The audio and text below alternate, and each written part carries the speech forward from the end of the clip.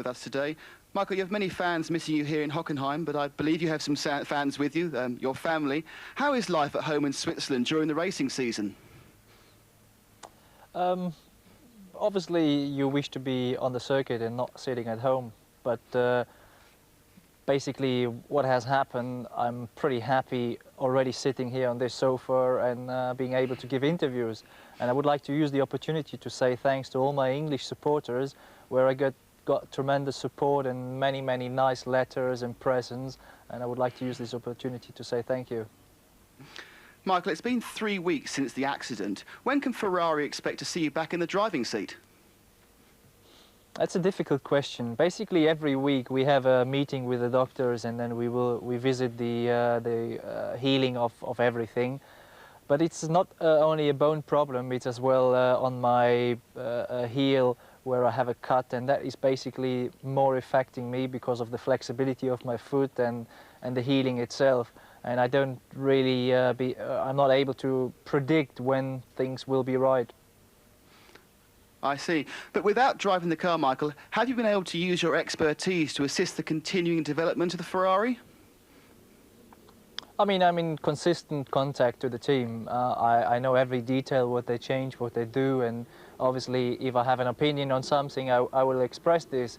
But it is important that they listen now after their drivers, because they can take the immediate feeling, and you need to sit in the car to feel really what's going on. So you can just give a gross impression rather than a detailed feedback. So it's not very much I can do, to be honest. And finally, what's your prediction for this afternoon's race?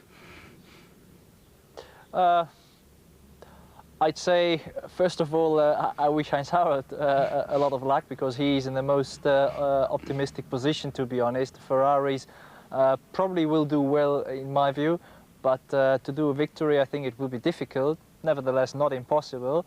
So if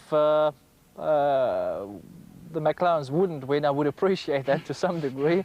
But anyway, we will see this afternoon what will happen.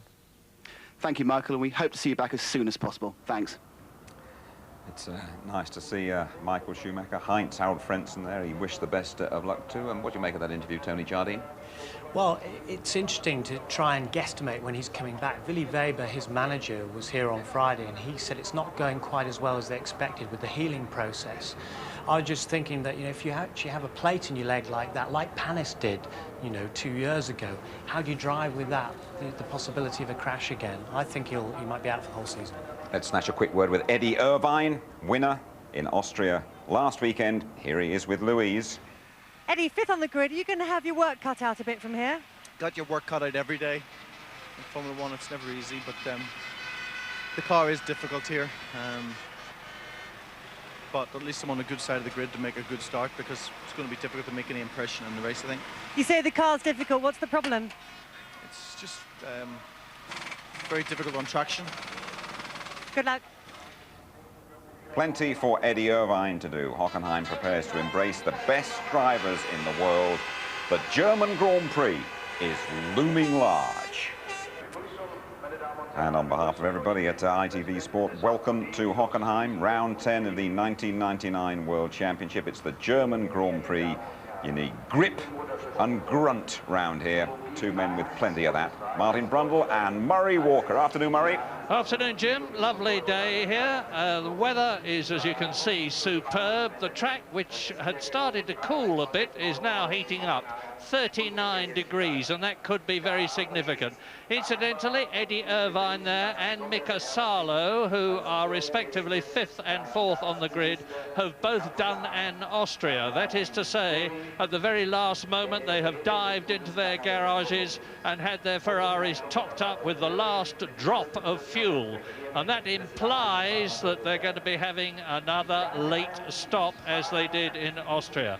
Very interesting situation here, because it's not just McLaren against Ferrari here. It's McLaren against Ferrari and Jordan and Prost and Stewart, because this morning Olivier Panis in the warm-up and Jarno Trulli in the warm-up, his teammate in the Prost cars, was 2nd and 4th fastest, and they're starting in 7th and 9th positions on the grid.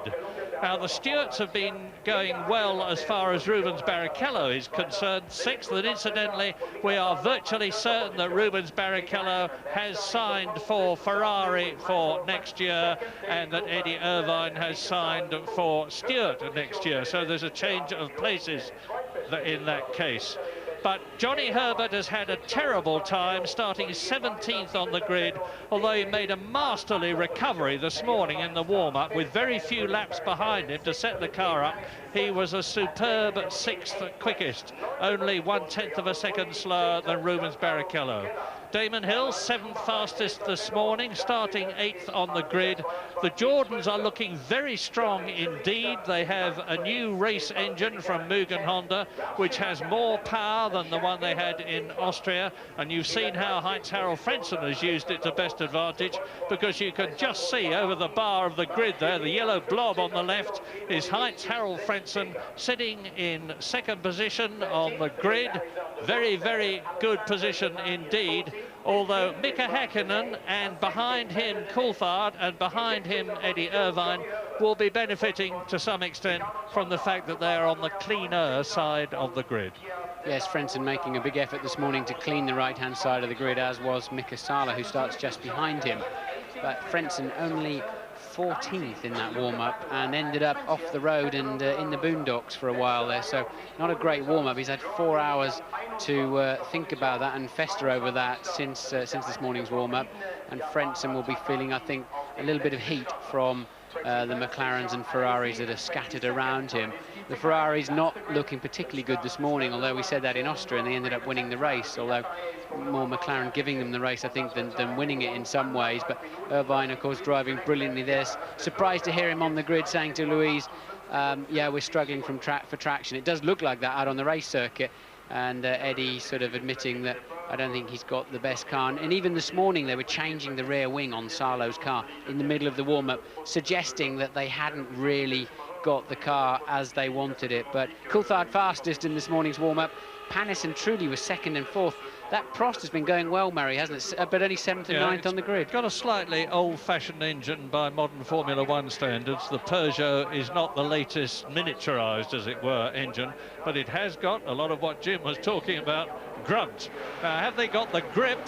Well, tyres are wearing here, and they're not going to wear out, obviously, but they do get a performance loss.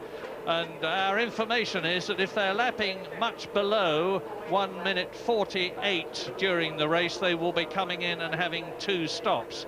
Last year, only one driver of any significance tried 2 stops, and that was Ralf Schumacher. With a light fuel load, he started off tremendously well, racing a very strong 3rd. But once he came in after that first stop, he was history. Tremendously fast track this. They do over 220 miles an hour down the straights. The pole position speed 148 miles an hour.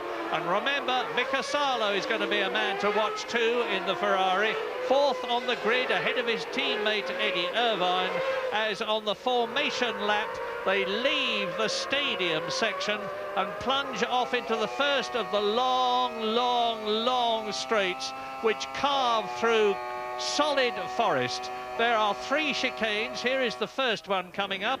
It's the Clark curve where they go right, left, right. And Martin, you've had an enormous amount of experience of this. What's it like at Hockenheim? It's very narrow. That's the first thing that strikes you. If you're side by side with another car, you really do have to give each other some respect around here, because there's nowhere to go, and if you start flying, you're flying into the trees. So it's a pretty dangerous track in that respect, very bumpy too, and because you run such low wings here, a low downforce pushing the car down onto the track, less of it, the car tends to skip around quite a lot. And there's some old time, this area they're into now is very old tarmac, and as it's been wintered over the years, tends to be very bumpy too. We saw a lot of Formula 3000 cars flying off the road in the race there yesterday, and an area where the drivers must get on the power hard and early, but can catch you out very quickly, and there's no room to recover the car. This chicane, the 3rd chicane, it's called Senna, is a little bit easier and definitely an overtaking place on the way in. And 3 of those really, if you're brave enough on the brakes and late enough on the brakes. But into this stadium section, very rarely can you overtake successfully in there unless you've got, you really have got the inside line and half a nose ahead.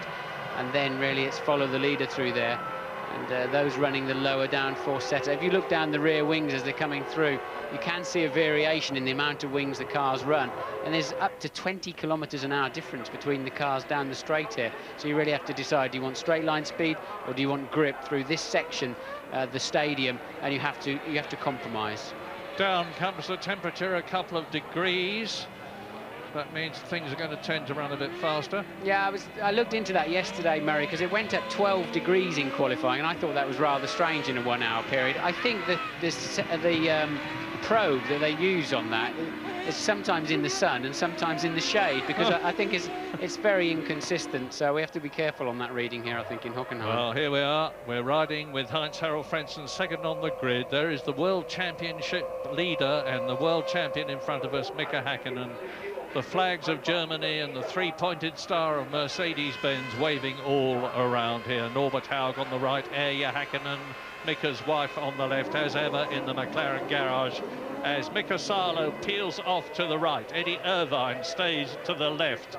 Now, on the right-hand side of your picture, there is Mika Häkkinen. 8 times he's been in pole position this year, and they peel off either left or right to form the grid. 22 cars are starting. Heinz-Harald Frentzen, like Häkkinen, has a clear track in front of him. Yes, they're very slow lining up at the back of the grid, particularly slow today. That's not fair. They know that the cars on the front are overheating and struggling to keep their engines and everything down to temperature, but they've got to sharpen that up a little bit, I think.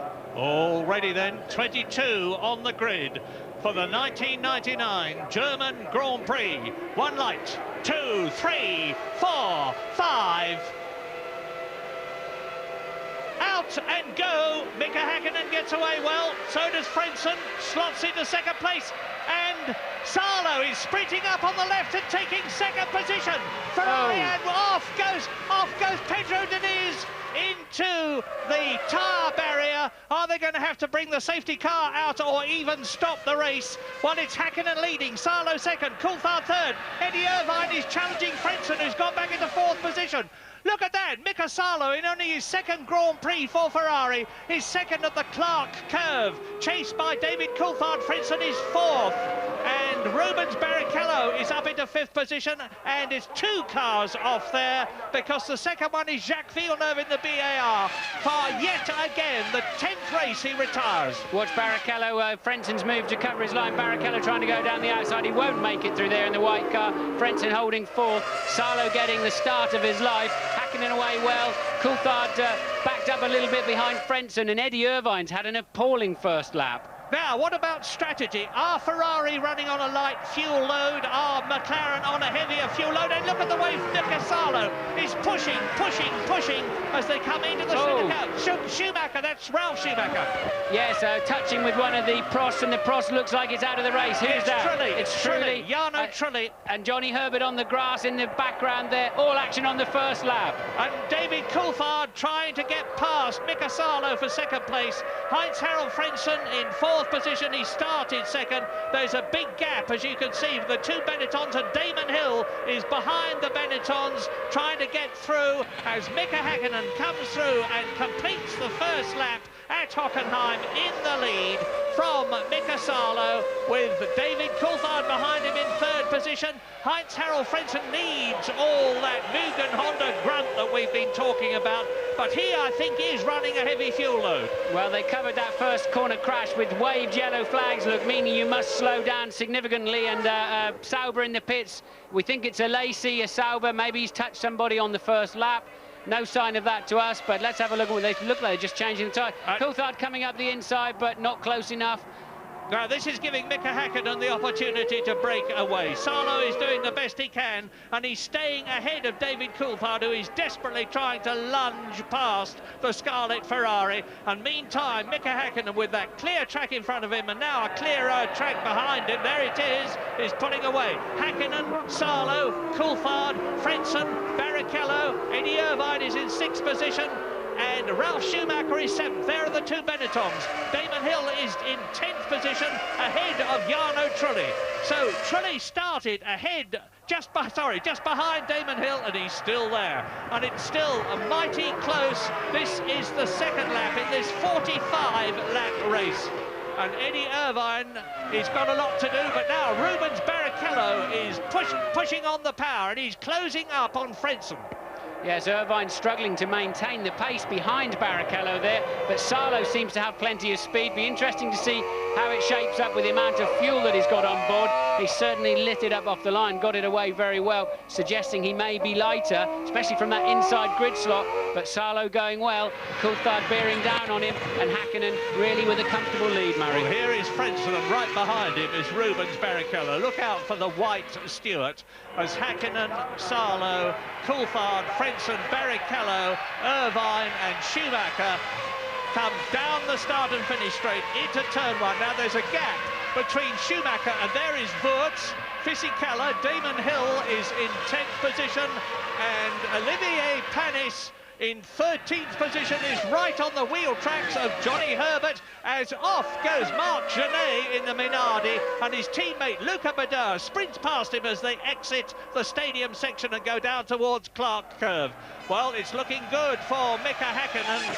He was leading by 1.1 seconds at the end of this lap, but Rubens Barrichello is pushing Frentzen ahead of him very hard indeed. He's consistently quick. Coulthard in the slipstream. Has Coulthard made it through under braking? No, he hasn't. No problem.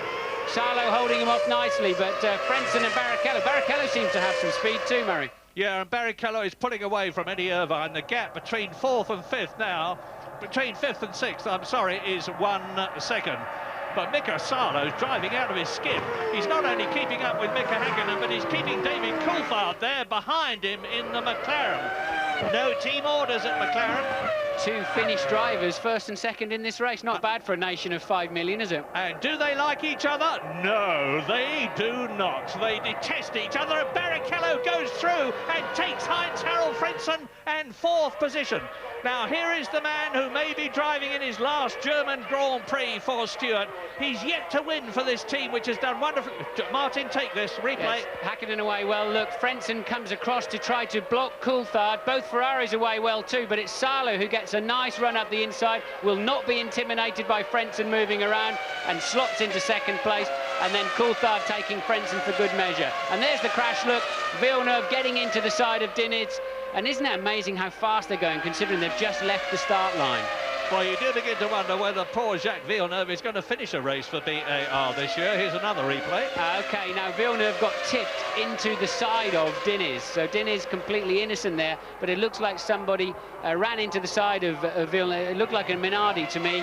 Ran into the side of Villeneuve, spun him across the road, and collected the hapless Diniz. Diniz out of the race, Villeneuve out of the race. And later, there's a replay of Rubens Barrichello going past Heinz-Harald Frentzen up into 4th position, and he's closing up on David Coulthard with Eddie Jordan watching. Now, Rubens Barrichello has really got the wind in his tail. He's up into 4th position. He's closing up on David Coulthard, who is right behind Mika Salo, who is now 1.5 seconds behind Mika Hakkinen, the fastest man on the track. Here's the proof. Here they come.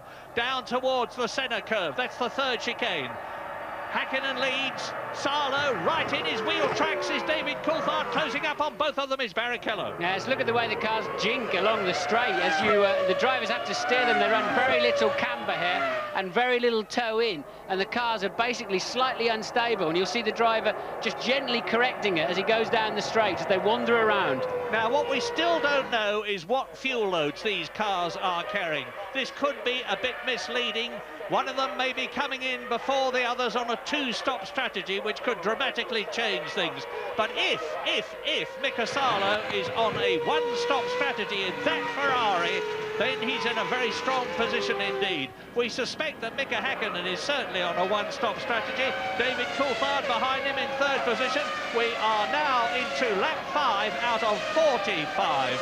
Fastest lap so far is that of Mika Hakkinen, 1:47.6, compared with last year with the fastest lap we've had, 1:45.7. That was Gerhard Berger 2 years ago when they had much quicker cars. And now you're looking down on David Coulthard closing up on Salo and going for it. Yeah, he's not near enough, and I don't think Salo was ready to yield. David's got a lot more straight line speed. He's losing out in the stadium section, and then, in fact, he lost out quite badly there by taking the tighter line in without really having a stab. But Coulthard's got the straight line speed, if he can only just get near enough. And just watch Rubens Barrichello in that white Stuart. You see him inching up under the rear wing of David Coulthard's car. David Coulthard's got two problems now. One is somehow to get past Mika Salo. The other is to keep Rubens Barrichello behind him in fourth position. The gap between Barrichello and the yellow Jordan of Heinz Harald Frentzen, 1.3 seconds. So Barrichello's getting an enormous slipstream from the Ferrari and the McLaren. If he can get a sniff, he'll be past the pair of them while they're dicing. So, and Frentzen pulling well clear of Irvine. Irvine struggling, maybe. And Damon Hill going across the grass in the background. Look, I wonder if he broke his nose. Let's hope not, because Hill currently running in 9th, bouncing across the grass in the background of the picture. Into the stadium, the right-hander, then the long left at the Sachs curve. This is it. Into the right-hander, double right-hander, turns 13 and 14. Then the final right-hander coming up now. There's Häkkinen, Salo, Coulthard, Barrichello. Häkkinen's lead was 1.6 seconds. And there is the gap between second and third, and Salo is now 1.9 seconds behind Häkkinen. Häkkinen is using to maximum advantage the fact that he's got a comparatively clear situation. Nobody on his tail, nobody in front of him. He can concentrate on getting the best possible line to increase the gap. Now, when will they be coming in? Well, we're on lap 6 at the moment. The earliest we're expecting anybody on a two-stop strategy is about lap 15. That's 10 laps from now. On a one-stop strategy between laps 23 and 27. But Salo, I remind you that Salo has, in the past, he's driven a couple of races for Lotus. He drove for Tyrrell for 3 years. He drove for Arrows. Only now is he in a potentially race-winning car. Yes, Salo's never been in this kind of situation in a Grand Prix where he's been under pressure for a top 3 position, and taking the pressure well from Coulthard, who's clearly got some speed. But the fastest man on the racetrack right now is Rubens Barrichello, the man in 4th place. Yeah, and what's happening to Eddie Irvine? He's dropping back. He's 6 seconds behind Mika Häkkinen now. All may be revealed when the fuel stops happen, but at the present moment, this is the battle. Salo, Ferrari, Coulthard, McLaren, Barrichello, Stewart. Barrichello slowing, look. Barrichello slowed right down. Coulthard going deep into the hairpin, the Sachs curve, but Barrichello, well, this is going to be Damon bouncing across the grass I talked about earlier on, down at the centre.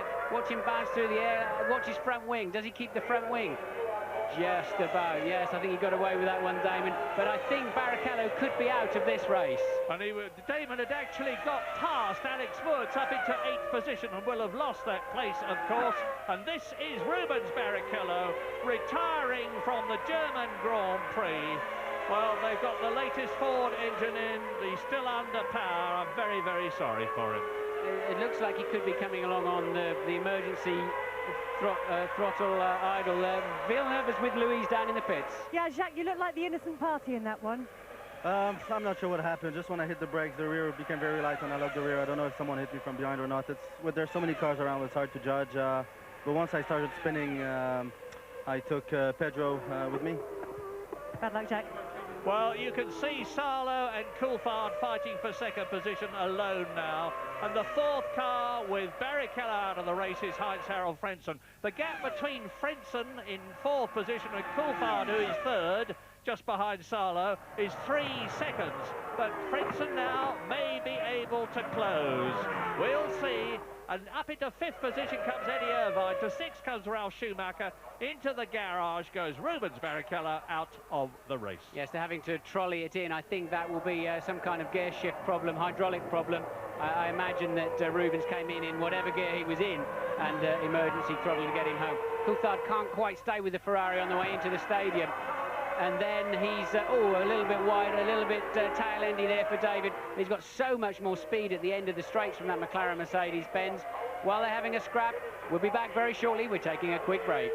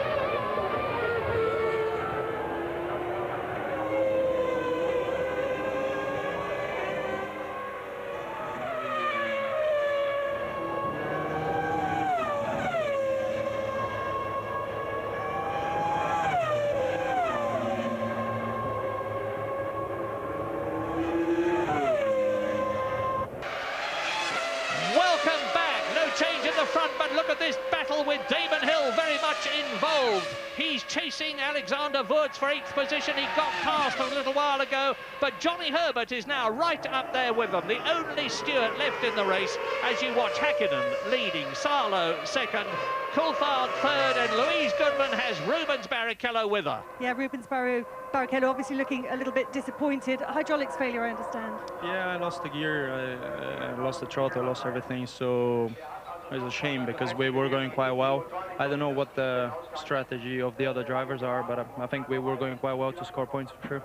Blinding first lap, did you enjoy the bit of the race that you did have? Absolutely, yeah, it was quite good, and it's just a shame that we're not there. We're just losing points that we could not afford. Thanks, Ruby. Here's news. Eddie Irvine's on a charge. There he is, closing up on Heinz Harald Frentzen. You've seen Giancarlo Fisichella in the Benetton out of the race to join the other retirees. Rubens Barrichello, Pedro Diniz, Jacques Villeneuve. Here is Alex Wurz in 7th position. Damon Hill is right behind him. Johnny Herbert is in 9th place, in the Stewart, pursued by Olivier Panis and Jarno Trulli in the 2 Prost. We're on lap 10, coming up to 1/4 distance in this 45-lap race, as Eddie Irvine now increasing his speed. He's just gone round nearly half a second quicker, and he's right up with Heinz Harald Frentzen. Yes, now Coulthard needs to make this stick somehow, because he's now losing a second a lap to Hakkinen. I was a bit surprised why Mika Hakkinen wasn't pulling away more up front. I suspect he's keeping a bit of a careful eye on his tyres as we watch Zonta coming up the inside of Zanardi for 12th place. But watching, does Zanardi squeeze back through again? I don't think there's enough spaces there. No, this is the Oscar, but it's very, very tricky there. Oh no, that's a bit of Coulthard's front wing gone missing. Coulthard's obviously just had a go at Sarlo and now loses the end fence off his front wing. He's going to lose some front grip with that. He may... Let me see if the secondary wing is in there. I can't see at the moment. If he's... Yeah, look, he's lost a... He is going to lose a whole bunch of time with that. Which, of course, will help Mika Sarlo to retain that 2nd place. Is David Coulthard going to... Here's a replay now. Watch, David Coulthard dives up the inside. There is a collision there, as there was in Austria when he tried to do the same thing to Mika Hakkinen. Off goes the end plate of the wing. Hopefully they'll get it out of the way. Erja Hakkinen is not at all happy about that, nor is Mark, the physio, and the McLaren mechanics are out in the pit lane. There is the new nose, which is going to go onto David Coulthard's car when he comes in from 3rd position, and Mika Sarlo takes the opportunity to pull away. He's in. He's obviously losing too much downforce. I think I would have tried a little bit longer just to see what my time was. See if I could get into a one-stop window, a bit further into a nearer a one-stop window, but Coulthard in. James, what's happening? Tremendous frustration at McLaren. Obviously Coulthard desperate to get past Mika Sarlo, but I've been looking at the computers, guys, as the nose comes off and the new tyres goes on. The wisdom on the grid was that the tyre degradation here was just too bad to run with a very, very heavy fuel load. Also, you've got to watch out for the brakes. And, well, of course, he's put a new nose on, so you don't want to compare it to a normal pit stop, but the brakes need looking after as well, Martin, and I think that's what Hakkinen's been doing the last few laps. Now, looking at the computers, the difference between a 1-stop and a 2-stop fuel load is 30 kilos, and at 0.3 of a second a lap for 10 kilos, you'd have to be over a second a lap faster to be on a different load. Haven't seen that so far in this race. I do believe they're all on 1-stoppers, but interestingly, Irvine was topping up not only in the pit lane, but also on the grid as well, and his pace, he does look heavy. I can't see the thinking there because the tyres don't like it, the brakes don't like it. Well, James, thank you for that. David Coulthard is now down in 11th place ahead of Ricardo Zonta. So he's lost 8 places as a result of that move. And up into 3rd position has come Heinz Harald Frentzen. There is Coulthard with that new nose. Now, there is Hakkinen, race leader, and he's about 6 seconds ahead of Sarlo there in 2nd position. Frentzen up into 3rd, Irvine up into 4th. So it's looking good for Ferrari in terms of the Constructors' Championship, but we are only a quarter of the way through the race, so there's a long way to go. But both the Ferraris, Sarlo 2nd, Irvine 5th, are in the points. Now only one of the McLarens, Mika Hakkinen, is in the points. There is Heinz Harald Frentzen, who is 2nd. Damon Hill has moved up to 8th, and Alexander Wurz to 7th. And in the points now is Ralph Schumacher, who has driven so well for Williams this year. Now, let's see whether Eddie Irvine in the Ferrari there can do anything about Heinz Harald Frentzen ahead of him. He's not doing anything at the moment. He's not gaining, and off goes Jarno Trulli, and it looks as though he's out of the race.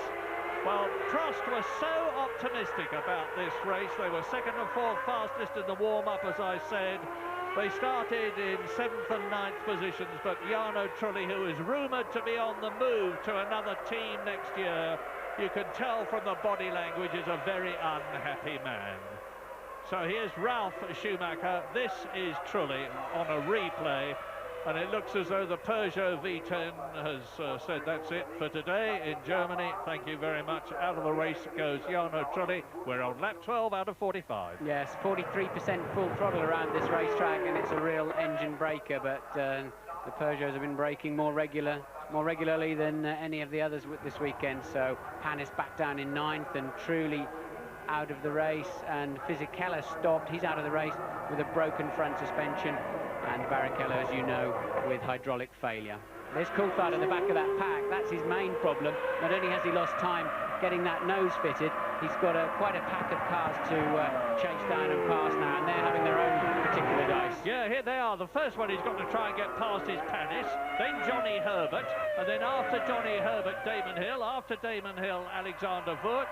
If he did that, he would be in 6th position, but he would be some 10 seconds behind Ralph Schumacher, and it's not going to be easy for him to pass those men ahead of him.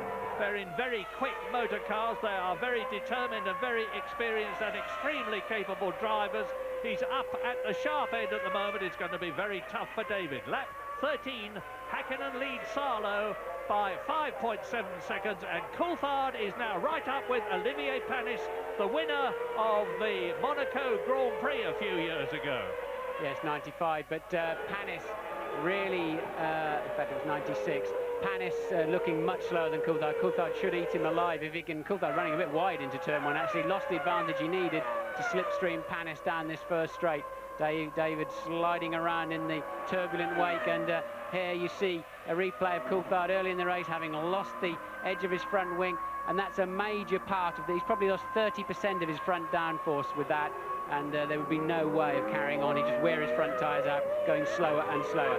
So they were better to come in, get the nose fixed, and get out there and get on with the motor race. Incidentally, poor David took a lot of stick after Austria for driving into Mika Häkkinen, but we know that David Coulthard was told to try to build a test.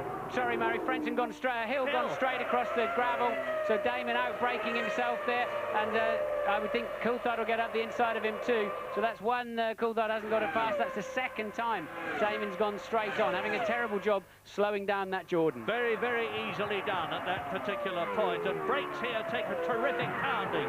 They slow from 200 miles an hour, over 200 miles an hour, something like 220, to 70 for the first chicane, to 60 for the second chicane, to 70 for the third chicane, and it gives them a tremendous pounding. That's Johnny Herbert in the white Stewart. He's in 8th position, only 2 places from a World Championship point. This is a replay. Damon Hill trying to get past Wurz, locks up, goes onto the grass, into the gravel track, keeps it rolling, and fortunately for him, the nose does not dig in and break. Well, I hope Damon doesn't drop out of this race and decide to go home early in his jet. He's giving me a lift tonight, but it's going to be a fairly sombre journey, I suspect. Not a great afternoon for Damon Hill, but meanwhile, Coulthard has got a face full of the back of Panis's Prost, and that's not too tardy. Here's Damon now coming down the pit lane. Yeah, better be safe than sorry. Is he retiring or is he just... I don't know, but the mechanics weren't ready for him, Murray. No, they obviously weren't. So what is the problem? Up comes the rear of the car. They normally change the tyres and wheels just as a precaution, but as a result of being unexpected and the fuel rig not being ready, there's been a lot of time being lost there. Here's the leader. Yes, and Hill's switching off the engine as Irvine looks like he's shaping up behind Frentzen for 3rd place. Hill switches off the engine. Apparently he was told to stay out, not to come in. That's why the mechanics weren't ready. Eddie Irvine on a charge then. He's right up behind Heinz Harald Frentzen. There he is. And Damon Hill retires from the German Grand Prix with Heinz-Harald Frentzen under colossal pressure from a very determined Eddie Irvine, the winner of the Austrian Grand Prix last Sunday. And this is the Eddie Irvine, there's Damon Hill, and maybe the last time you see him at a German Grand Prix. And Eddie Irvine, of course, has won 2 races this year. He's had a 2nd place, a 3rd place, a 4th place, a 5th place, and a 6th place. He's only failed to finish in 1 of the races, and he's right on top of his very considerable form as he chases Heinz-Harald Frentzen, and the gap between Frentzen and Salo is now nearly 5 seconds. And if Irvine can get past the Jordan, it's going to mean that Ferraris are 2nd and 3rd, and that Mika Häkkinen will be praying for reliability. We still don't know what the fuel strategy situation is. I remind you that the earliest stop that we will be expecting might happen next lap, as Johnny Herbert, Panis and Coulthard in 9th place, very close together, are fighting for that 7th position. Now, there is ahead of Johnny Herbert, Alexander Wurz, the only Benetton driver left in the race because Fisichella is out of it, as is Barrichello, Deniz, Villeneuve, Jarno Trulli. The last driver running out of the 22 started is Tora Takagi. She's in 16th place in the Arrows. Well, fast and furious we expected it to be, and fast and furious it is. It is hot. The track temperature now is 39 degrees. It hasn't gone down at all since the race began. Now, Irvine's rear tyre's going off a little bit as he's chasing down Frentzen. Let's give you an idea. Häkkinen in the lead on a 1 minute 48.6. Salo, 2nd place man, a 1:48.1 on the last lap. And then Irvine and Frentzen back in the 49s. Fastest lap last year, 1:46.1. Fastest lap this year, Häkkinen, 1:47.4. Martin, any recriminations with David at the end of the race, do you think? I don't know. I didn't see the start of that move. We didn't pick it up on the TV. We just saw the bitter end of it. Obviously, he thought he had a chance. I know with these cars, if you commit to a braking and it's not going to work, you know, there's Panis going a little bit deep in. There's no way back. There's just not enough front grip to have a go and think, okay, no, I'm not going to make it, and then get out. You commit to a move, and it's a one-way street, is the impression I get. Trouble is, you're damned if you do and damned if you don't. You're damned if you do and you hit someone, and if you don't, you're a wimp for not trying. Yes, well, as I just said about 2 corners before, David had to get on with it and make one of those passing moves stick because Häkkinen was beginning to pull away, obviously finding his feet and deciding to push a little bit harder up at the front. So we're going to take a quick break. Be back very shortly.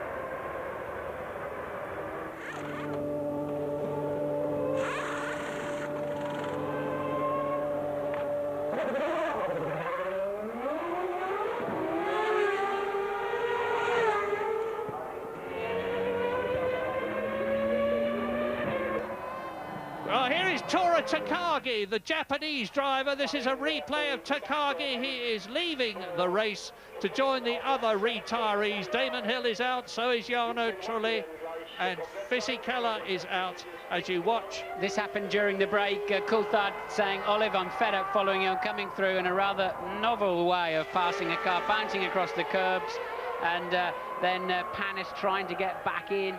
And Coulthard saying, no way, better rally across there. Here he comes now up the inside and realises he's just got to take the shortcut across.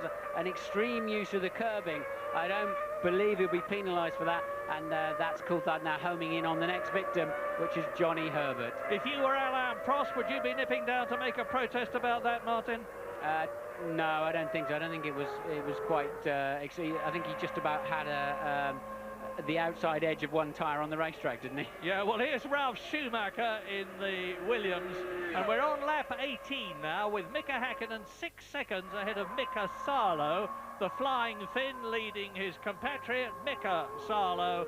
Heinz-Harald Frentzen has closed a tiny little bit on Salo. Frentzen in third position. Salo driving a quite magnificent race in the Ferrari in second position. This is Mika Häkkinen coming down towards the stadium in the McLaren, and you can see how close in the background Eddie Irvine in fourth position in the Scarlet Ferrari is to Heinz-Harald Frentzen. It's a McLaren leading, a Ferrari second, a Jordan third, a Ferrari fourth. Here is Ralf Schumacher, who is in fifth position, and then we've got this battle between Wurz, Herbert, David Coulthard up into 8th place ahead of Panis. A bit clumsy there for Ralph and way off line, but once again he's just keeping his head down. He's had a woeful lack of pace this weekend in the Williams, but keeping his head down and minding his own business up there in 5th place. Yeah, that's Wurz in the blue Benetton. Johnny Herbert with David Coulthard swarming all over him in 8th position in the McLaren. Yeah, Johnny getting a lot of wheel spin on the exit there of the centre chicane, and that surely has given David a run at Johnny. If he's going to make it, he's got to come up the inside any time now, but there's not enough time. You've really got to be alongside going into the stadium. Johnny defending extremely well. Yeah, keep your fingers crossed for Johnny Herbert. This is his 139th Grand Prix. He's had terrible luck with the Stewart team this season. He's only had 1 points finish in Canada, 5th position. He deserved so much more. And yesterday he had a really torrid time. He's had hardly any time, any laps to set up the Stewart. He had about 11 laps this morning, and into the pits comes Olivier Panis from 9th position, having been passed, as you saw, by David Coulthard. There are the mechanics, they're ready. Yeah, it's obviously a 2-stopper then for the Prost team. Doesn't take too much working out, and surprising really, I thought they had a bit more natural pace than that. And Johnny Herbert has got a good run on the Benetton. And he's through. Yes, looks to me as if Bert's now covering his line. Looks as if Bert's had some kind of problem under braking, or probably in turn. I suspect he ran wide in turn 1. Johnny Herbert up to 6th place. Yes, Mega Johnny up into 6th position. Keep it going. Just to remember, he started 17th on the grid. I know. Another indication of how little passing there is in Formula One these days. So, Johnny Herbert 6th, Alexander Wurz is 7th, David Coulthard fighting to get up into the points. Mika Häkkinen, his team leader, is still very much there as race leader, extending his advantage over Mika Salo. It's now 6.4 seconds, but they've both got to stop. So, here's Herbert in the Stewart Ford.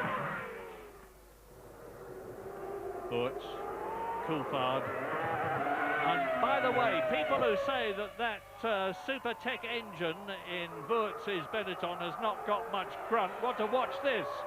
He's keeping up with Johnny Herbert, and that Ford engine in the Stewart is one of the most powerful in Formula One. Yes, but if you have a look at the skinny rear wing on that Benetton compared to the McLaren that's following it, you can see just where they're finding that extra or matching the speed with. And this is where Wurz is going to struggle when he needs a bit of grip. And look at the way Coulthard's able to close in under braking, but Wurz then driving a car with a very, very light downforce, but doing a good job in 7th place. Skinny wings, little downforce, 4-groove tyres, a tricky surface, 800 horsepower, and Wurz, as you say, is doing a great job to keep David Coulthard in the top car, the McLaren behind him. Yeah, Coulthard now in the perfect position now, and Wurz should just try and head him off early.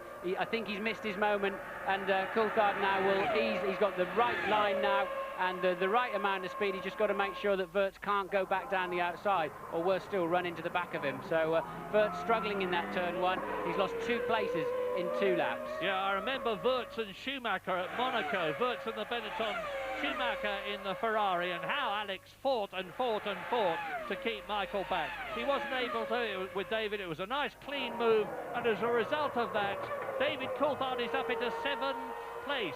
Here's Mika Salo second. Still, Eddie Irvine can do nothing about Heinz-Harald Frentzen.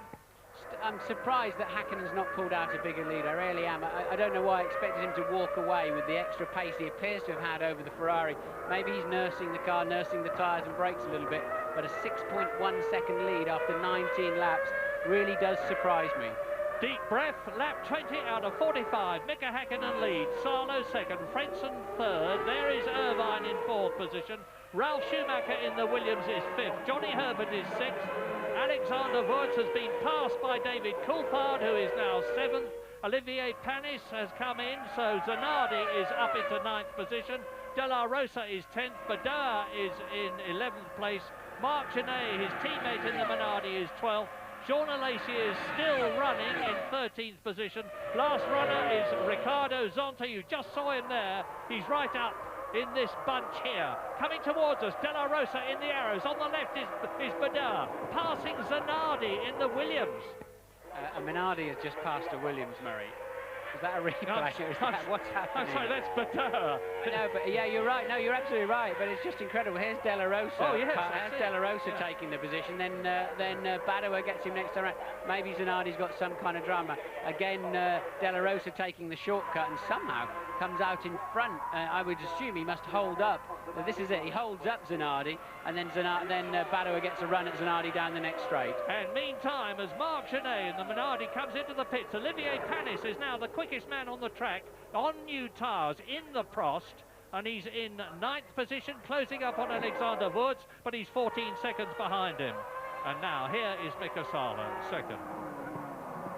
All right, so what's Eddie Irvine got to do? Look how close he is.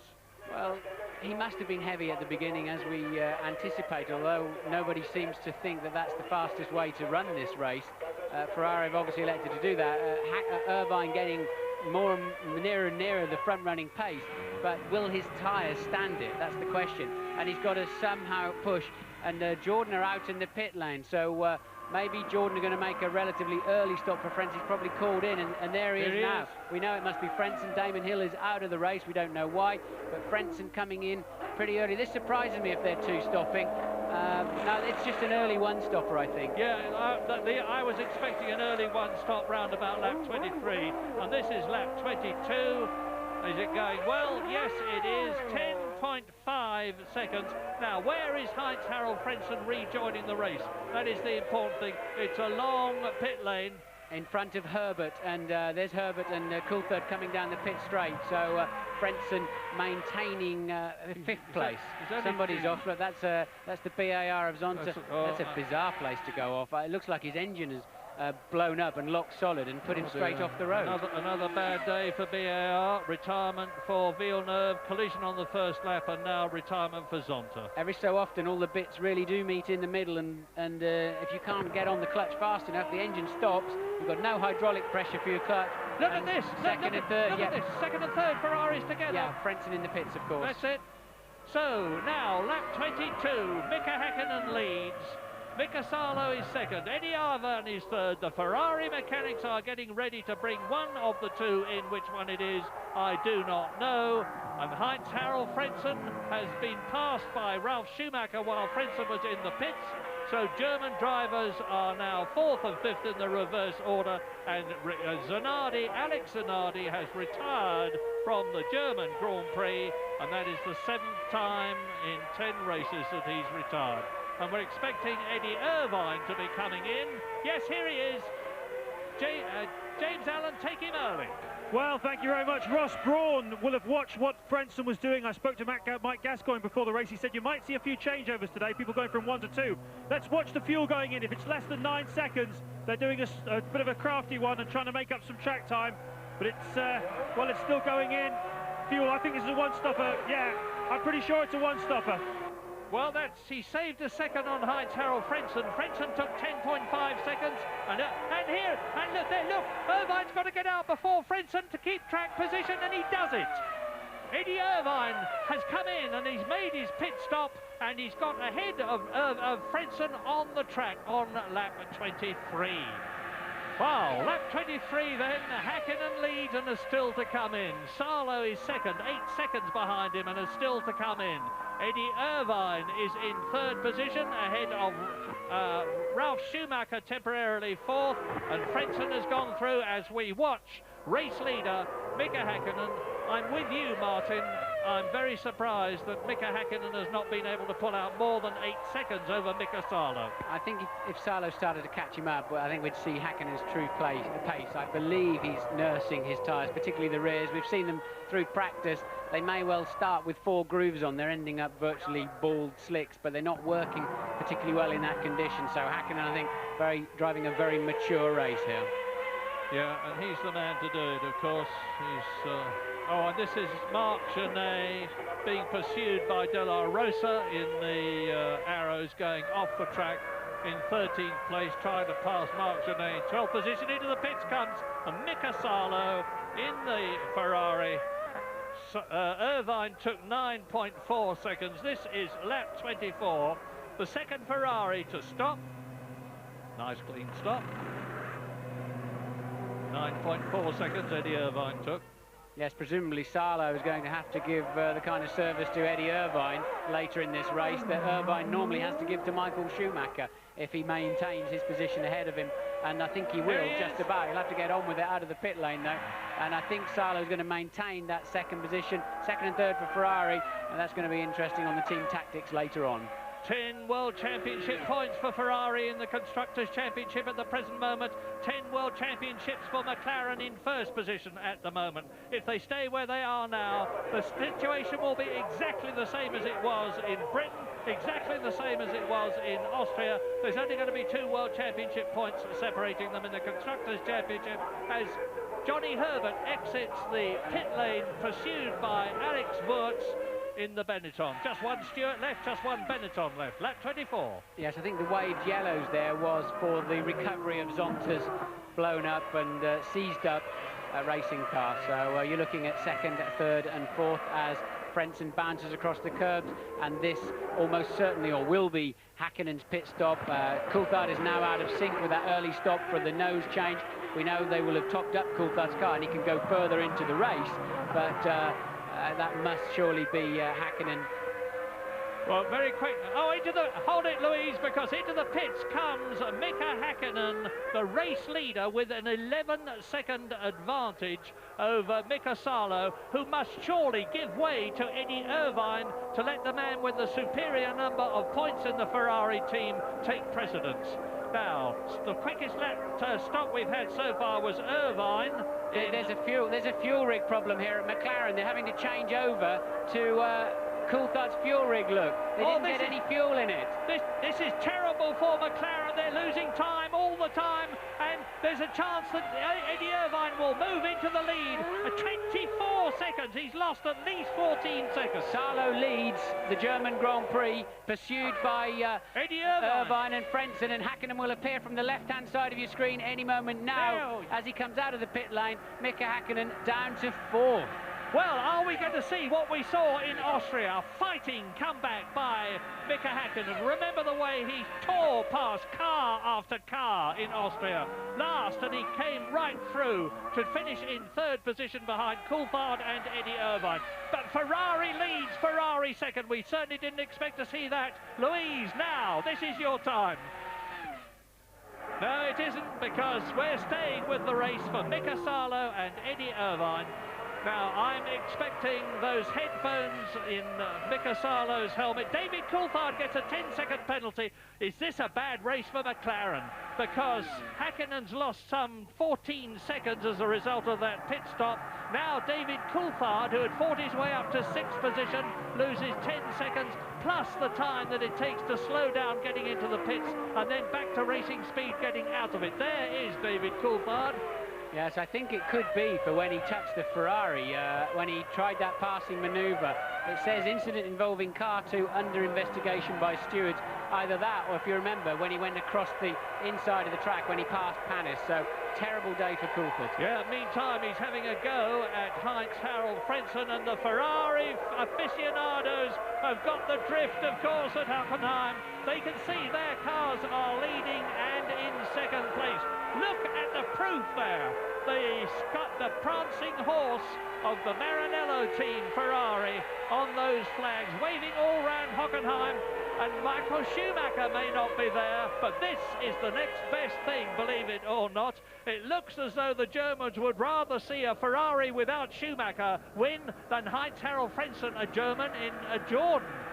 And look now, as Mika Häkkinen approaches Heinz-Harald Frentzen, Louise, what's the news? Well, I'm standing here with Damon Hill. We'll get the news from him direct. Damon, why did you retire?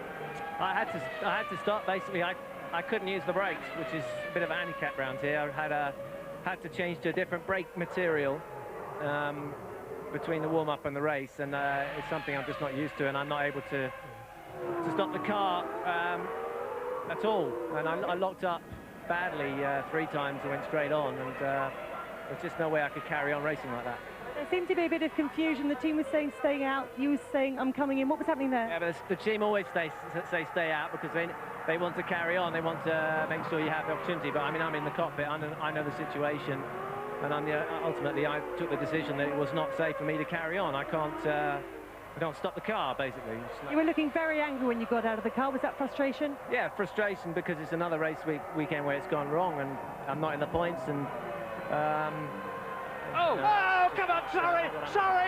Mika Häkkinen collides and into the tyres, just as Michael Schumacher did at Silverstone. Out of the race, no points.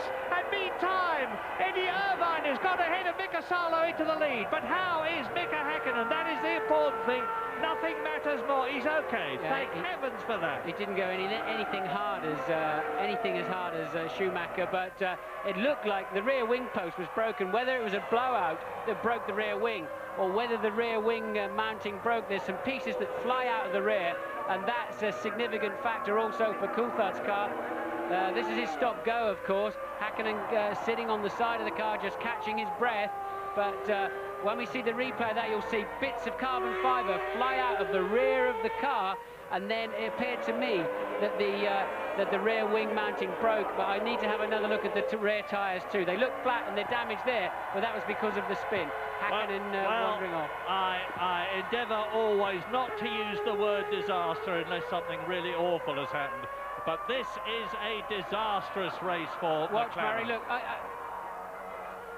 Was it? Yes, the wing's think it's broken. the rear wing, look. I think it's the rear wing mounting, and the punctured tyres are because he was going backwards at 200 miles an hour, and he's trying to slow the car down.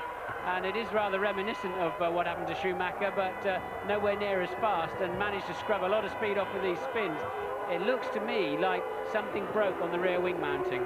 Well, so that is McLaren in the form of Mika Häkkinen out of the race. No points for him, and if Eddie Irvine can finish this race on the podium, he's going to take the lead in the World Championships, as we see a replay of, thank heavens, Mika Häkkinen perfectly all right as he gets into the course car. But on lap 27 in this incredible race, and it's a 45-lap race, Häkkinen watches her man, and she knows he's all right, thank heavens. But look at this! Eddie Irvine, who won in Austria and who won in Australia, leads the German Grand Prix for Ferrari from Mika Salo. Heinz-Harald Frentzen is third. David Coulthard has had to take a penalty stop. Ralf Schumacher is up behind him. Olivier Panis is in that position, and we've got to take a break, but we will be back soon.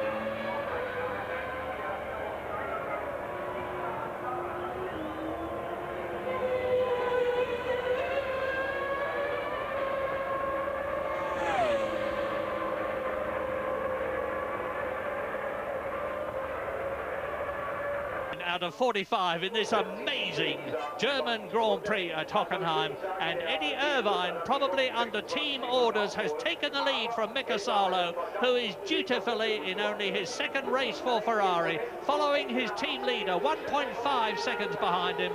Ferrari first, Ferrari second. Mika Häkkinen out of the race after that crash.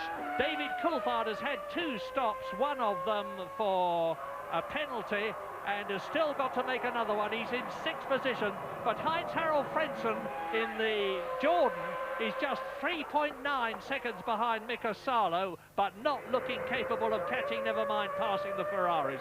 Ralf Schumacher is 4th in the Williams. Olivier Panis is 5th for Prost, and David Coulthard is being challenged by Johnny Herbert for 6th place. I wouldn't be too sure about Frentzen on that one, Murray. He did a 48.8 on the last lap, 2 seconds faster than Salo in 2nd place, and a second faster than Irvine, who's currently leading. And look, they're all in the same straight. Now, if you're frustrated you didn't see Irvine overtake Salo while we were all watching Häkkinen in the tyre wall, we didn't see it either. I don't think any TV camera picked it up. I don't know where it happened, how it happened, but Irvine ended up in front of Salo, and here's a man who's having another great afternoon, albeit quiet. Ralf Schumacher in 4th, Panis 5th, Coulthard 6th, but I think he's got to stop yet again.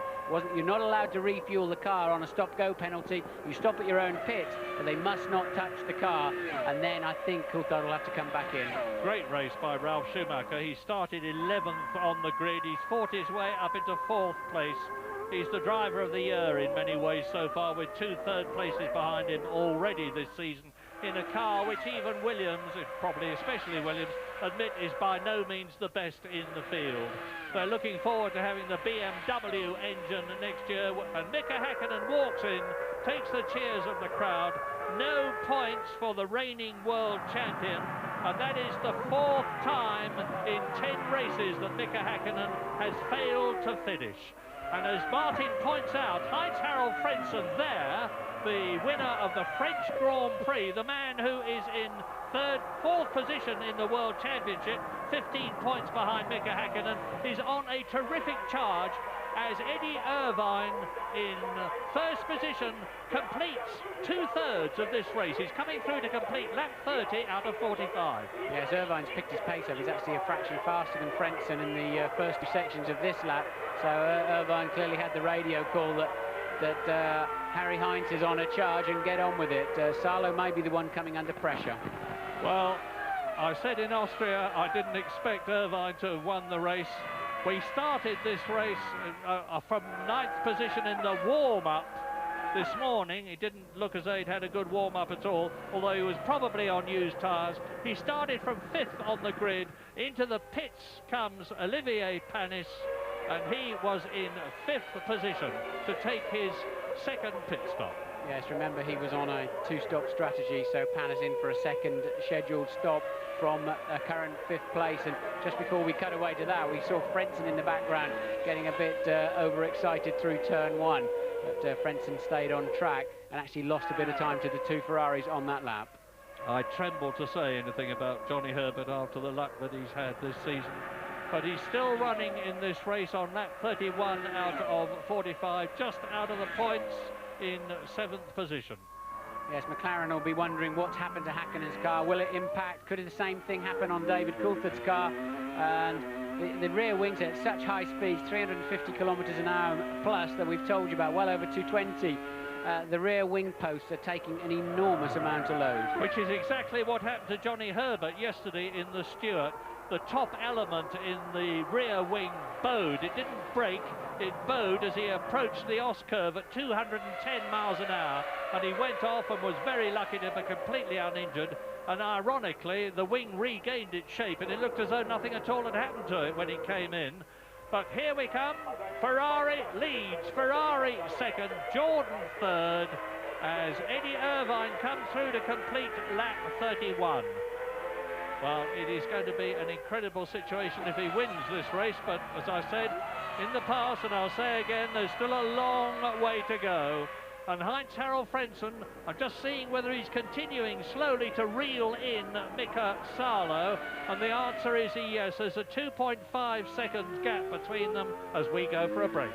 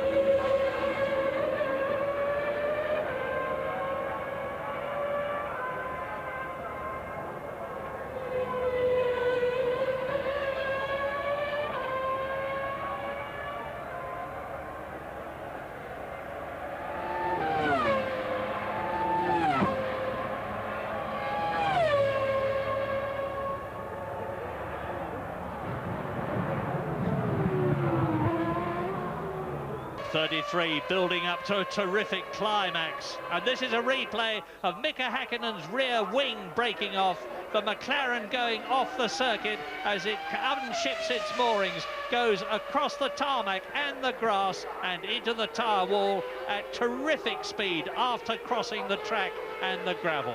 Yeah, and the more I look at that, I wonder whether it was cause or effect on that rear tyre.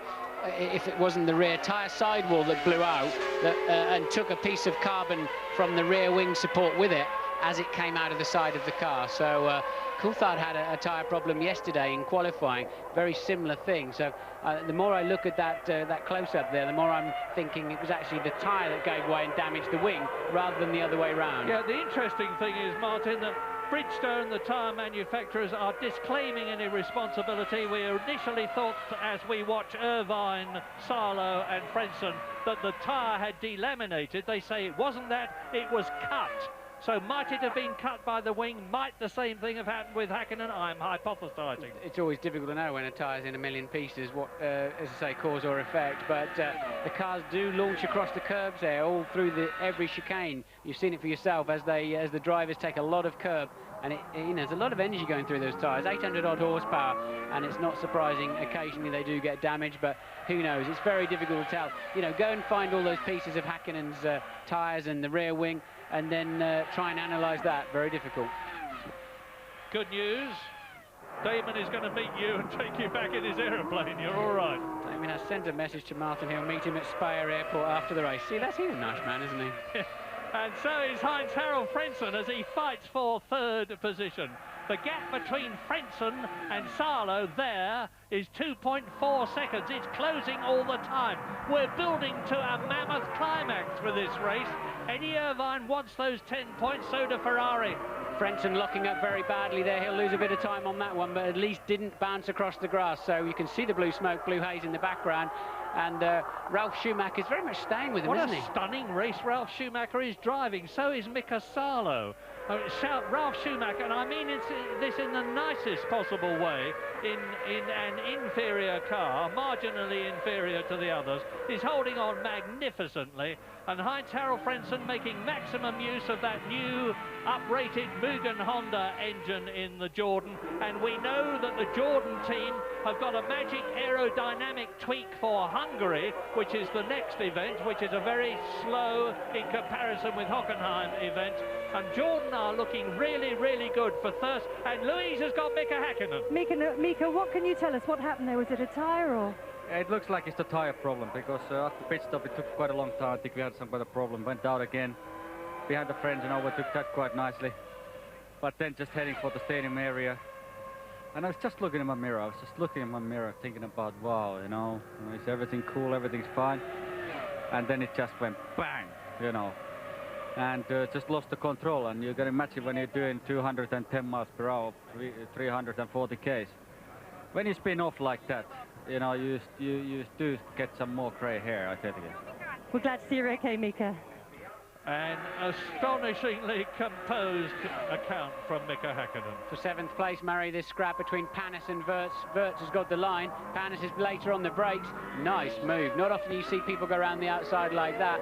Wirtz a tad overcautious, I think, but Panis on a charge. Lap 35 out of 55. Irvine continues to lead Sarlo as you watch Panis and the Benetton of Alexander Wirtz fighting for position. We're with Wirtz now, looking ahead at Olivier Panis. Yeah, Wirtz sort of a bit of a half-hearted look up the inside. I think his pride will be a little bit hurt about being passed around the outside into the first chicane. Had a dabble up the inside there, but nowhere near close enough. Panis should have enough of an advantage. You're on board with Wirtz again, looking at it. So look, where do you brake it? So you've got the bridge, and then you're looking for something on the road to say, right, we're going to brake here. And you're doing over 200 miles an hour, and it's so difficult to pick a spot.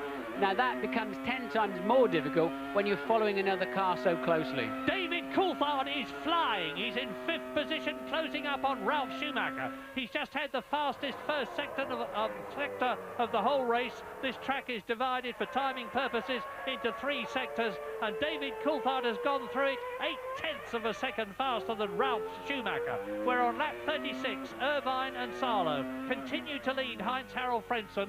Frentzen is just 4.5 seconds behind Irvine, the race leader. Ralf Schumacher actually is closing, would you believe, in 4th place on Heinz-Harald Frentzen. David Coulthard is closing on Schumacher. Johnny Herbert is still in 6th position, and you're watching the battle between Olivier Panis and Alexander Wurz for 7th place, which Panis holds. Alesi is 9th, Genet is 10th, De La Rosa is 11th, Badoa is in 12th position. They are the runners that are left, 12 out of 22 starters. Retirees, as you watch, Heinz-Harald Frentzen, and there is Mika Salo. And here is our last break of the race.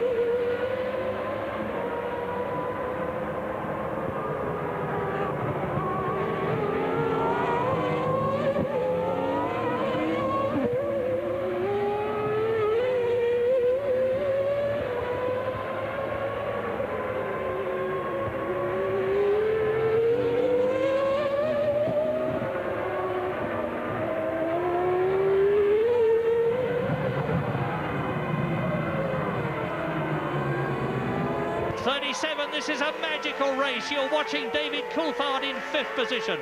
19 seconds covers the top 5. Eddie Irvine leads Mika Salo. Ferrari, 2-second gap. Frentzen is 3 seconds behind Mika Salo. 4th is Ralf Schumacher. 5th is David Coulthard that you're looking at. 6th is Johnny Herbert, still running in the points in the Stewart. And there's news from James Allen. Murray, I'm down in the Ferrari garage, and there's going to be some kind of party tonight. When all these things have happened to McLaren, they've been bouncing around. They're absolutely joyous. They came here expecting a podium for Irvine at best, and they're doing extremely well. However, let's not get too excited and let's not confuse matters. Häkkinen's tyre situation was a very strange one. It was a one-off from the looks of things, like delamination type of thing. But tyre wear is something different, and tyre wear is something Ferrari are concerned about. Main reason for that, because they didn't have any fresh tyres going into this race. They had to use the same tyres on which they qualified. Now, David Coulthard and McLaren, they do have some fresh tyres. Coulthard's too far away to make use of them today, but for sure, Eddie Irvine and Mika Salo's challenge now is to protect the car, protect those tyres, and particularly protect the brakes, whilst keeping Heinz-Harald Frentzen behind them. Yes, next time we see Coulthard's car close up, if you look at his left rear, it's 50 or 60% bare of any of those famous grooves, and Coulthard's car looks positively unstable going down the straights. They're all moving around. Look at him ducking and diving down the straight there. Irvine in a beautiful position. He's leading the race. He's about to lead the World Championship for the 2nd time this year, and he's got his teammate there to protect him, riding shotgun for him. So Irvine in a supreme position, and he can really dictate the pace of the race. Frentzen trying hard to close the gap, but can't quite get there. As you watch David Coulthard closing down the gap on himself and Ralf Schumacher, who's 4th. Yes, look at the... can you Oh, and that's that's turn one. It's into turn one. That's De La Rosa going off in the arrows into the tyre wall, as Mika Häkkinen did, but a bit slower, I think. And as you can see, out comes the steering wheel, out comes De La Rosa, and that's an indication of how tyre wear, the surface of the track, and the extreme speed that they're going results in them plunging off the track. We've had a lot of this during practice and qualifying, and now during the race. Yes, I suspect De La Rosa is going to lose it on the bump on the way in, and if your tyres are getting a bit shabby, he's blocked a front wheel. Look, there is a nasty bump there, but actually it's more braking too late, and it looks a little bit pathetic, that off, I have to say. And Luca Badoer seizes his opportunity to dive through in the Minardi and take 11th place behind his teammate. Minardi are really coming good. They qualified extremely well, bearing in mind their low budget, as De La Rosa walks out of the race. And Marc Genet, the Spaniard, is in 10th position, and Badoer is in 11th place. Irvine leads, Salo second, there is Frentzen. There in the background is Ralf Schumacher. There behind him is 5th place David Coulthard. That is how close it is. Now, the big question mark for me is when Coulthard came in for that wing change early on in the race, did McLaren have time to fill that car completely up and give him enough fuel to get right through, or has he got to have a splash and dash, as they call it, near? In fact, I can see the McLaren, just as I'm saying that, McLaren mechanics coming out into the pit lane there. You can see it for yourself now. So we know that Coulthard has got to come in. He's going to have a set of tyres, and then that's going to put him behind Johnny Herbert. So Herbert's going to move up into 5th place unless Coulthard can do some kind of stunning pit stop. We know they won't be there very long for fuel, Murray. It just needs a little bit of fuel, so it's down to how quickly can McLaren get a set of tyres on that car. That stop-go penalty, for what I expect was overtaking Panis across the grass, has cost Coulthard a lot of points today. In he comes for the splash and dash. A splash of petrol and dash out again as quickly as he can. Meantime, I'm looking for Johnny Herbert to see whether the Englishman moves up into 5th place for 2 World Championship points. He's coming round the last right-hander now as David Coulthard exits the pit lane, and there is Johnny Herbert on the right. There is David Coulthard on the left. Herbert goes through, and this is bad news for David Coulthard, because not only has Herbert gone through, but Panis has as well, and that is Wurz closing on Coulthard. Yeah, but Coulthard's got to keep Wurz behind him if he's going to have a chance of getting back into that 5th place and a couple of World Championship points. Coulthard on fresh tyres. Who can break the latest? David, you've got to get in there and block him off. You can't let him through.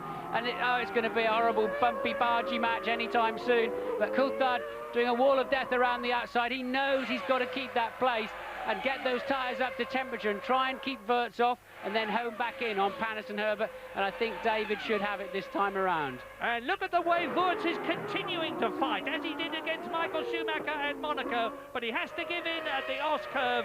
David Coulthard takes the racing line and keeps the place. That is 8th position for David Coulthard. He is out of the points, up into the... Wurz has got a good toe though, Murray. He hasn't got the same straight line speed as that McLaren, but he's got a good toe. Häkkinen watching the action from the pit wall. We don't want to see that, please, Mr. Director. We want to see what happens into the 3rd chicane for 5th, 6th and 7th, and this is a replay of Coulthard defending his line down at the Os curve, and I think he should be clear from there to once again cruise in behind Panis. Now, lap 41, and the man who's making the pace at the present moment is Heinz-Harald Frentzen. He's 2.8 seconds behind Salo. Salo's maintaining his position, but he's right up behind Eddie Irvine. And if Frentzen could get close enough to Salo, he could win this race. Now, there's got to be a tactical decision about this, where on lap 41, it's a 45-lap race, as Mika Häkkinen on the left talks to Norbert Haug, the Mercedes-Benz sporting director. So, Salo second, Ferrari leads, Ferrari second. Look for the yellow Jordan, there it is, of Heinz-Harald Frentzen. He's dropped back a bit, 2.8 seconds.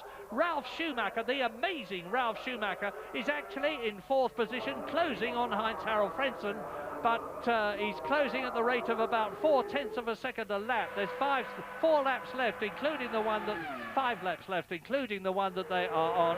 So Schumacher is not going to get that 3rd place unless Heinz-Harald Frentzen has problems.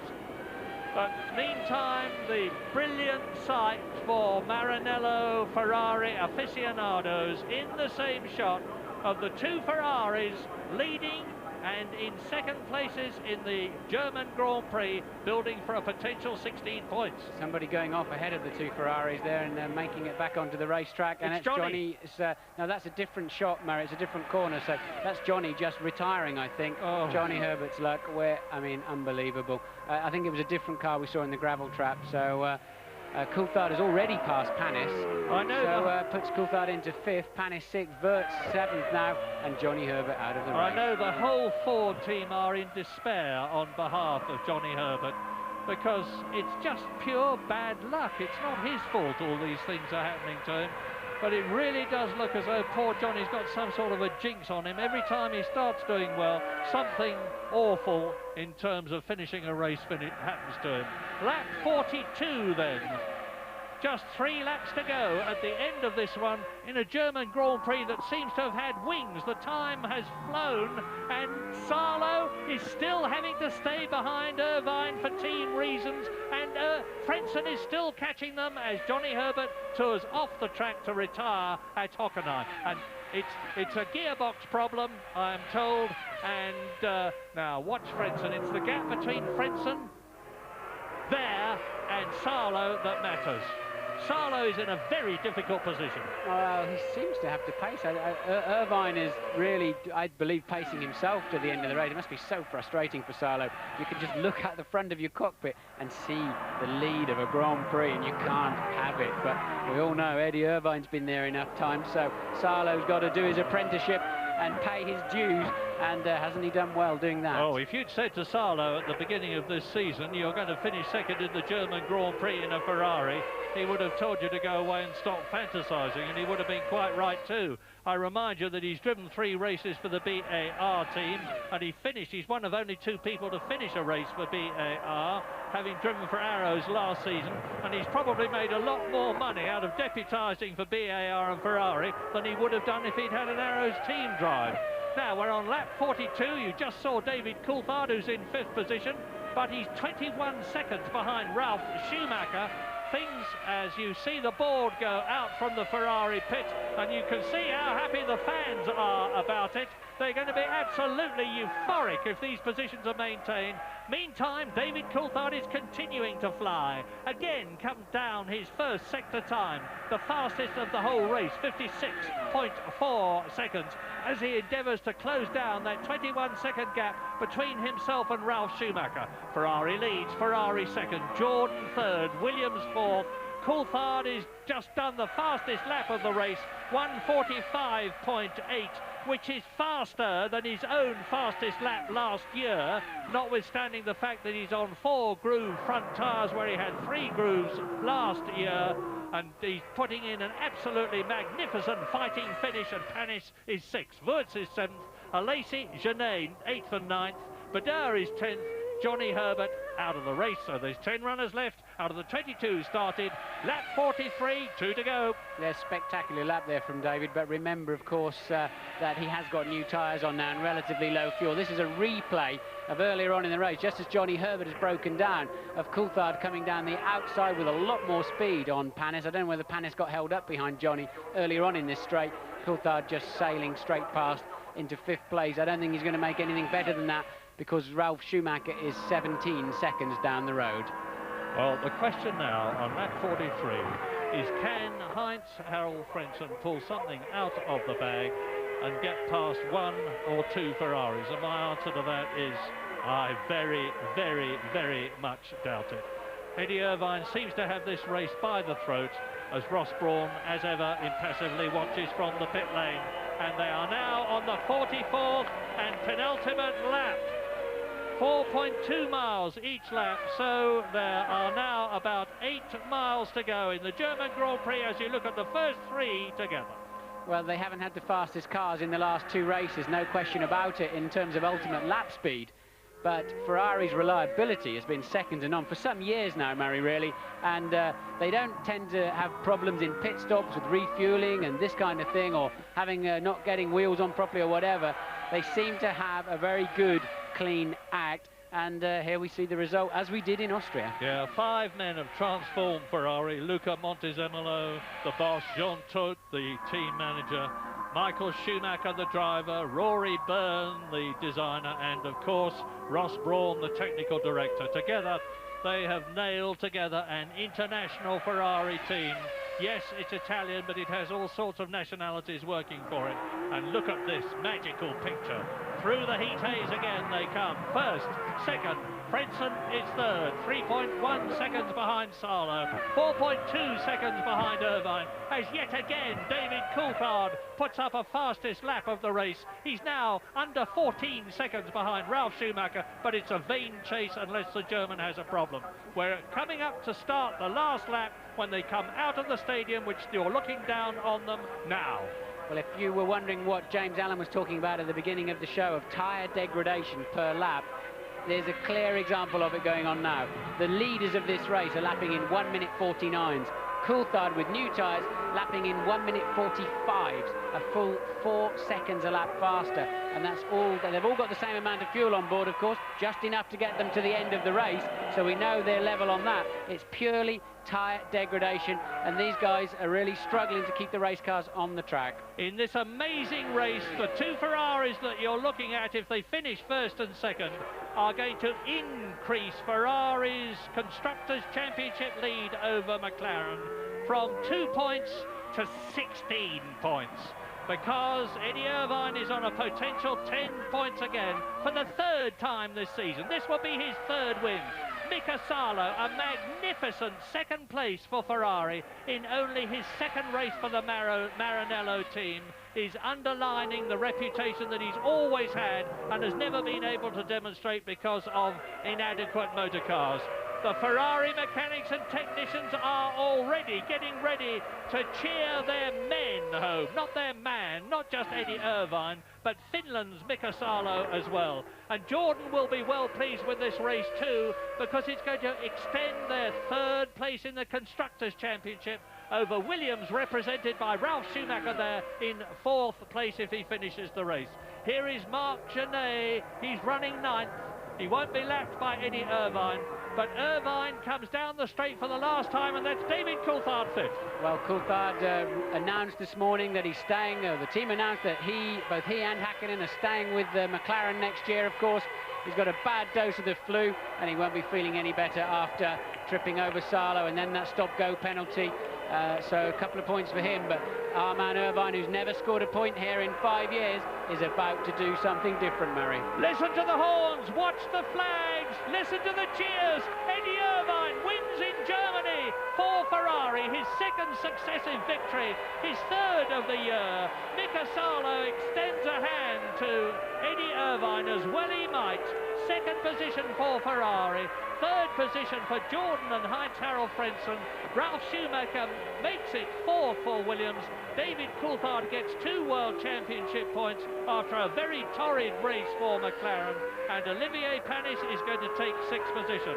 So now Eddie Irvine leads the World Championship for drivers by 8 points over Mika Häkkinen. Heinz-Harald Frentzen is in third position, and he started this race in fourth place. He's passed Michael Schumacher, of course, by 1 point, Schumacher not being here. David Coulthard is in fifth position, and Ralf Schumacher is in sixth position. And McLaren, as I said, have dramatically had their Constructors' Championship second place increased thanks to Ferrari's magnificent first and second places. Well, I didn't expect this to happen. I don't think many people would have forecast a third win of the year and a second in succession for Eddie Irvine. And if indeed, as we believe, it is true that he's leaving Ferrari to join Stewart next time, it's a quite amazing situation that he's fighting for the World Championship for a team he's going to lose.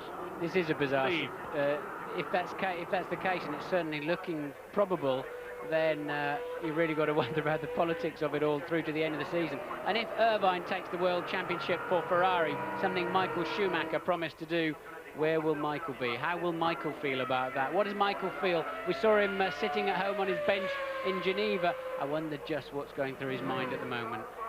And would he indeed decide to retire? Well, we're all double guessing. No, he won't retire. No way he'll retire, but he'll be very uncomfortable about coming back, I believe, and supporting Irvine for the championship.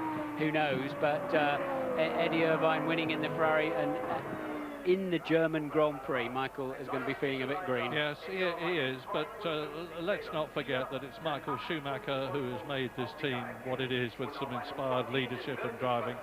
And we still, after all, have got 6 races left.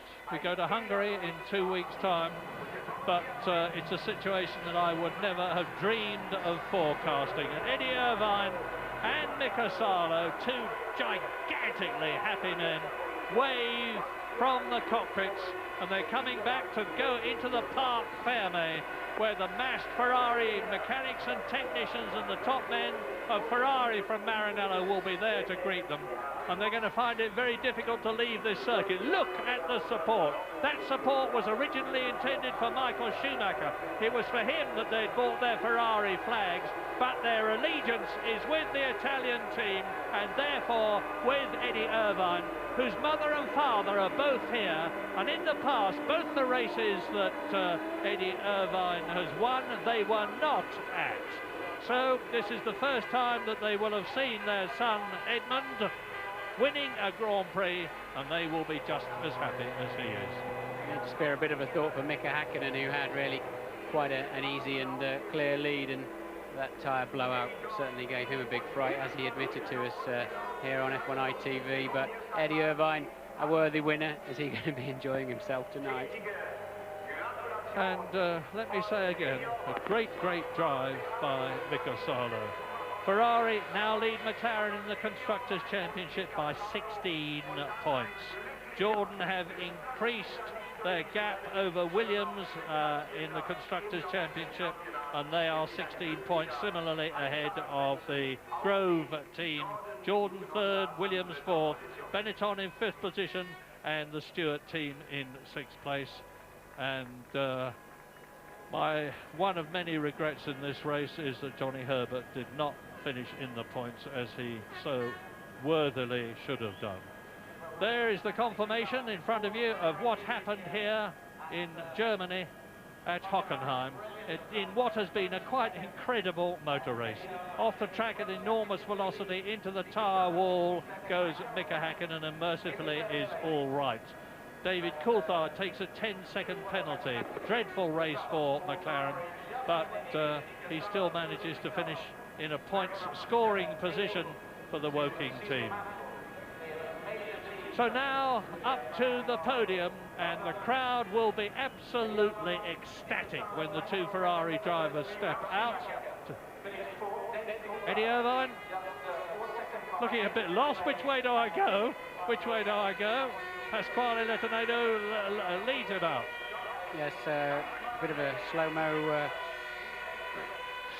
replay now of Eddie Irvine en route to that great victory. Looking at Salo, scored 15 World Championship points in 72 starts, so he's just added another 6 to that. Yes. Quite amazing. And Jordan had already scored more World Championship points when they came to Germany than they did in the whole of last year, and they've added another 4 points for their 3rd position from Heinz-Harald Frentzen. Pity that Damon Hill had to retire again, but now you look at Frentzen in the Jordan, and I repeat again because it's worthy of repetition, the Ferrari have taken the first 2 places at Hockenheim, with Eddie Irvine scoring another maximum of 10 for the 3rd time this year. Mika Salo underlining his reputation with 2nd place. Heinz-Harald Frentzen for Germany, for Jordan, and himself takes 3rd position. And Eddie Irvine mounts the top step of the podium, as he did in Austria, as he did in Australia.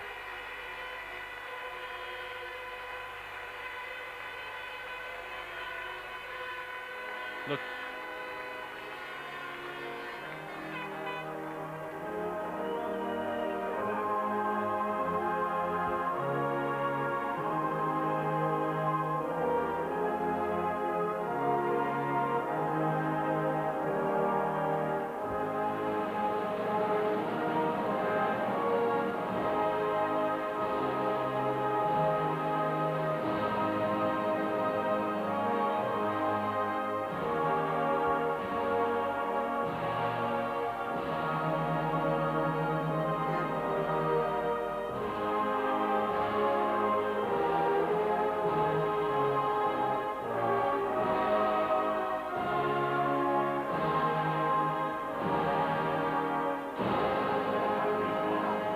For the first time in his 73 race career, Mika Salo from Finland stands on the podium. And the Italian national anthem sounds out for Ferrari.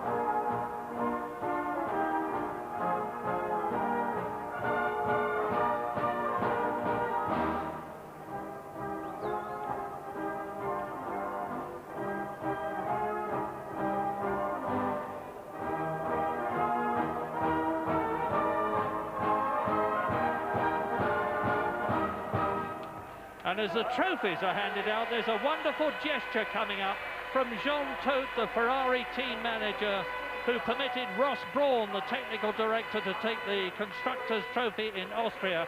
Standing on the right of your picture is the Ferrari chief mechanic, England's Nigel Stepney. And he's going to receive the Constructors' Championship. Irvine has had the Winners' Award, Mika Salo for second place, Heinz-Harald Frentzen for third, and there is a very proud Nigel Stepney receiving the Constructors' Championship trophy for Ferrari. And that is Norika, who is Mika Salo's Japanese wife, very happily seeing her husband. They only married a week ago. Ferrari gave him special time off to have a day at his wedding instead of testing for Ferrari. Well, what an amazing German Grand Prix. We've had 5 successive superb races in Formula One, and the championship continues, and it means that McLaren have got to redouble their efforts as the champagne sprays to get back to the top.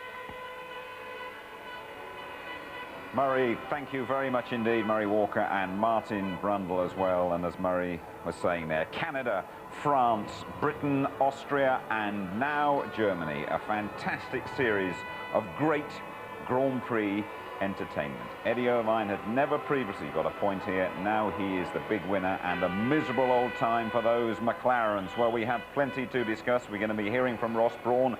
We will, of course, hear from the top 3 as well. The views of Tony Jardine, all coming right up.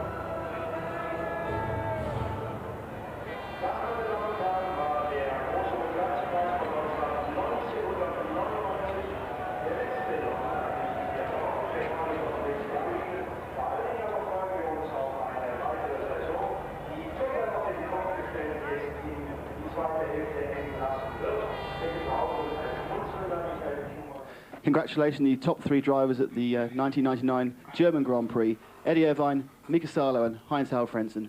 Eddie, a great result, but not a brilliant start. What happened there? I got a good start, and then DC made a bad one, so I was sort of boxed in again. and then I took the wrong side of Heinz going down the straight, so Rubens got me. It was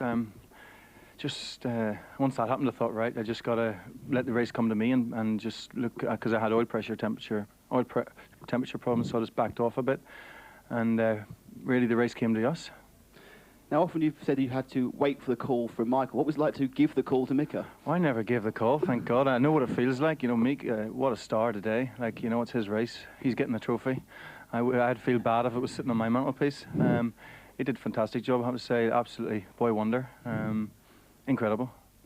Now, once again, you had a poor qualifying, but superb race pace. Is that a problem or an advantage for Ferrari? Obviously, it ain't great to be qualifying, you know, in the second and third rows, but at the minute, the McLaren just seems to have the legs of us. Different circuit. The next one's a very different circuit, so hopefully, I think we'll be quick there, you know. And Mika's up to full pace now, so we've got a very strong team. We can go for the constructors now as well, which, you know, everyone thought that was for sure dead, but now he's doing a blinding job, and both could be on the cards. Thanks, Eddie. Mika, it's been a fairy tale few weeks for you. You've got married, you've landed Ferrari driver, now your first ever podium. I mean, how do you feel?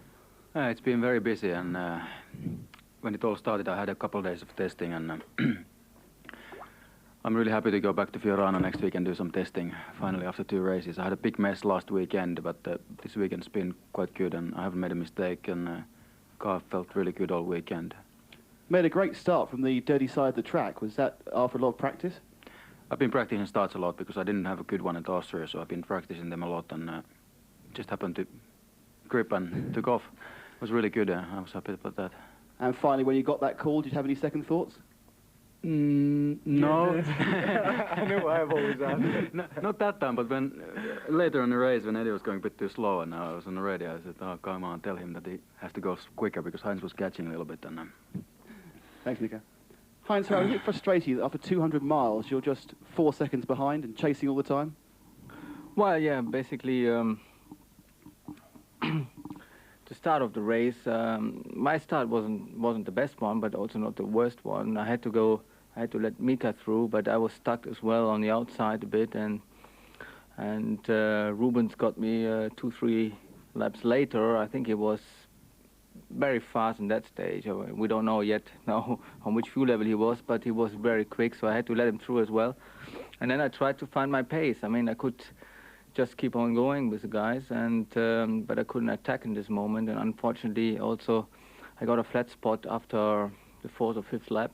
I had a lot of vibration on my first set of tires, and Eddie caught me up at the end, but we made then an earlier pit stop just to change tires. Now, you've moved into 3rd place in the World Drivers' Championship, and you're consistently scoring. Do you think you're in with a chance? Chance of what? Winning the World Championship. Well, I don't think so. I mean, we are in good shape at the moment, and we are able to finish the races, as you said, consistently. We are very reliable. Package is very strong, but racetracks like Hungary, well, we need a lot of downforce. Our car is not as quick like, for example, here in Hockenheim. But we are on the way to improve it, and we're looking forward to improve it. But, well, we have to fight hard for that. Heinz, thank you. Eddie, looking forward to the next race, which is at Hungary, which is the complete reverse, a very high downforce circuit. Do you think that's going to play into Ferrari's hands? Yeah, I think it should be more to our liking. It's a circuit I enjoy as well. You know, it's like a little go-kart track. You're left, right, and there's no big stops, which is great. You know, here it's just accelerate, stop, so I'm looking forward to a real, you know, tussle with the car, because there you're just fighting it the whole way around the lap. And now you're 8 points in the lead of the World Drivers' Championship. You must now really be thinking you've got a good chance. Well, you know, here today, really, I just thought, right, the McLarens are too quick. We got to just, you know, make sure I finish, get some points, and, you know, live to fight another day. And the race came to us. As long as that keeps happening, we're looking good. Thank you, gentlemen. Now, Mika and Heinz-Harald, a word in your own language, please. Joo, oli ihan hyvä viikonloppu verrattuna viime viikonloppuun. Nyt kaikki meni niin kuin pitikin, ja mä oon tyytyväinen, mä oon toinen, vaikka mulla olisi mahdollisuus tullut voittaakin tänään, mutta se on tärkeämpää, että mä saan auttaa tiimiä. Ja ei mitään, nyt ensi viikonloppuun Unkariin ja siellä uudestaan, että jos saisin pidemmän kaulan Edin, niin antaa mun voittaa seuraavan kerran. Että mä oon todella iloinen. Kaikki kiitos tallille, ne teki täydellisen työn, ja se on ihan sama, kuka tuohon autoon istuu, se menee noin hyvin aina. Thanks, Mika. Heinz-Harald. Ja. Ja, ich bin sehr glücklich heute über das Resultat. 3. Platz, das erste Mal in Hockenheim auf dem Podium und das erste Mal in Punkte nach 5 Versuchen. Es hat geklappt. Ganz zufrieden bin ich nicht mit dem Resultat. Klar, wir haben in der ersten Reihe gestanden heute, aber am Start hat es nicht gut geklappt und auch den Rhythmus der Ferraris konnten wir heute im Renntempo nicht halten. Wir haben heute wieder Punkte gemacht. Ich bin happy darüber und ich